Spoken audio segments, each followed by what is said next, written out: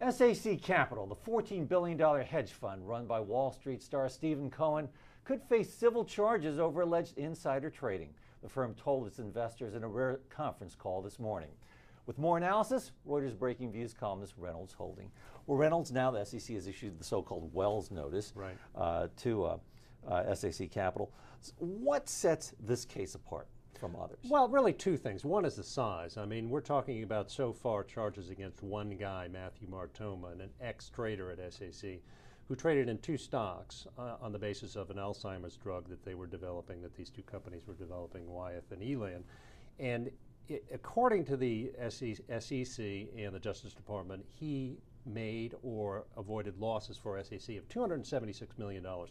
That's a ton of money. I mean, Raj Ratnam, and he was only accused of making $60 million in illegal trades or about thereabouts. So this is an enormous amount of money.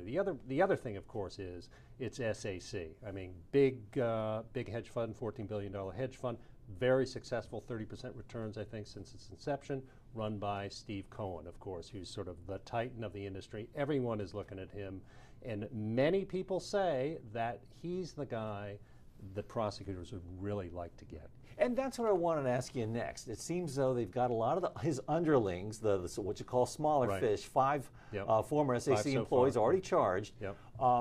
Are they going to go after him next? What do you think is the strategy of the SEC? Well, I think the strategy is, I mean, they've been after this for, 5 years or so, and as I say, a lot of people think that he's the guy that they want. Now, in charging this guy Martoma, they didn't indict him.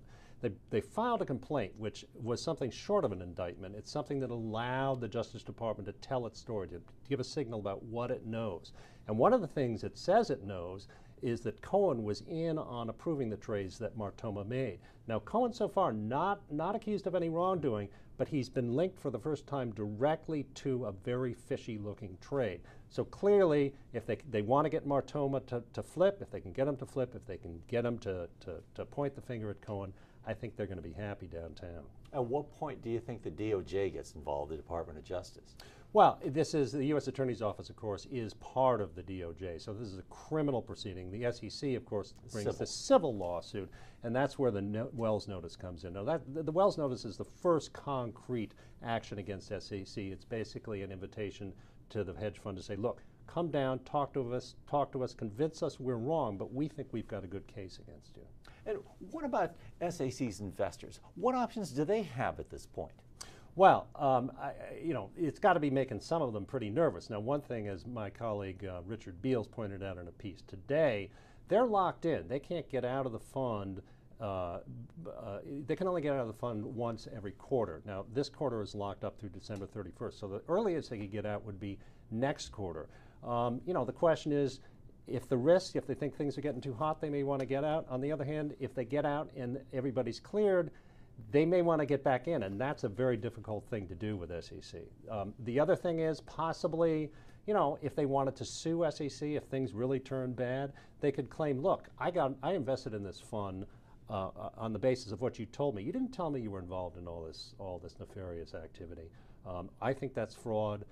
I have a case against you. Now, that's very theoretical at this point. I mean, the question would be, what damages did they suffer? And they've all made a lot of money.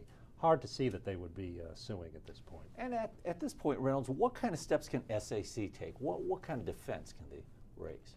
Well, I think as with many of these funds, certainly in the Galleon situation, they said we invest on a mosaic theory. We do intense research. We put together a lot of different pieces. It's all either public or certainly not confidential, and we do research, and that's how we make the money that we make. There are a lot of elements to insider trading. One is, of course, violating a duty to a company by revealing its secret information. They're going to say, we didn't violate any duty here. We consulted with experts. We got the information we needed. We made legal trades. Our profits are perfectly legal. I mean, that's, in some form, that's going to be for sure their defense. And lastly, how much could all this cost SAC? Well, that's very hard to say. I mean, ultimately, it could cost SAC its figurative life. I mean, SAC could collapse if Cohen is indicted, if SAC is sued, and all the investors pull out. I mean, it's at this point, it's really impossible to say without knowing what the charges could be, without knowing what the allegations would be. rest assured it could mean the end of SAC if worst comes to worse. Okay, thanks a lot for your analysis. Okay, Reynolds. thank you, Fred. Our thanks to Reuters Breaking Views columnist Reynolds Holding. I'm Fred Katayama, and this is Reuters.